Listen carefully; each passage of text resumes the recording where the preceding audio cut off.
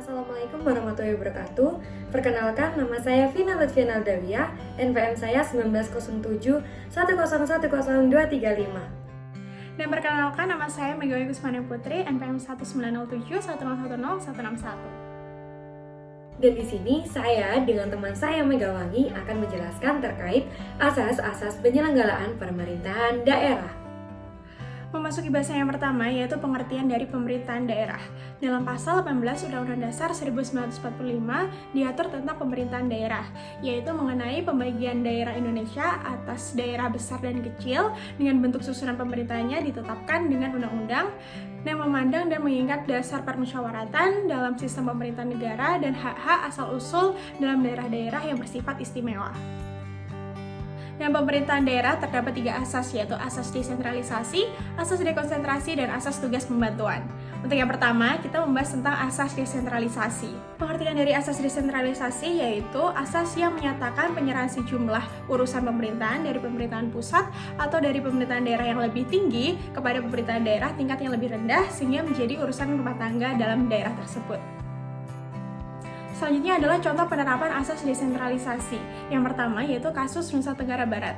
Pemerintah Provinsi Nusa Tenggara Barat mengeluarkan Perda Nomor 15 Tahun 2001 tentang sistem manajemen perikanan di daerahnya.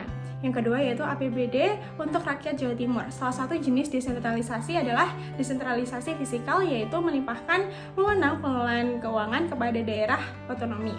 Selanjutnya yaitu bidang kehutanan. Pengelolaan hutan diserahkan kepada pemerintahan daerah sehingga praktek pengusahaan hutan dapat dengan mudah terkontrol. Asas selanjutnya yaitu asas dekonsentrasi. Asas dekonsentrasi adalah pelimpahan sebagian wewenang dari pemerintahan pusat kepada pemerintahan daerah sebagai wakil pemerintahan dan atau perangkat pusat di daerah.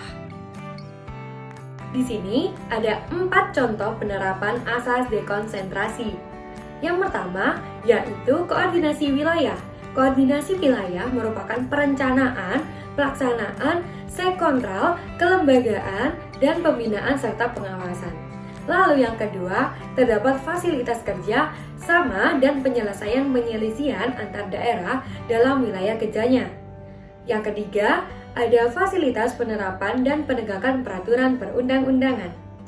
Lalu yang keempat, terdapat penciptaan dan pemeliharaan ketentraman dan ketertiban umum.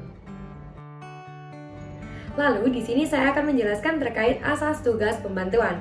Asas tugas pembantuan merupakan penugasan dari pemerintah kepada daerah, dari pemerintah provinsi kepada kabupaten atau kota untuk melaksanakan tugas tertentu yang disertai pembiayaan, sarana dan prasarana, serta sumber daya manusia dengan kewajiban melaporkan pelaksanaannya dan mempertanggungjawabkannya kepada yang menugaskan.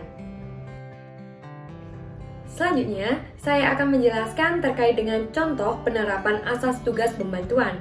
Di sini terdapat 3 contoh penerapan asas tugas pembantuan. Yang pertama yaitu bidang legislasi.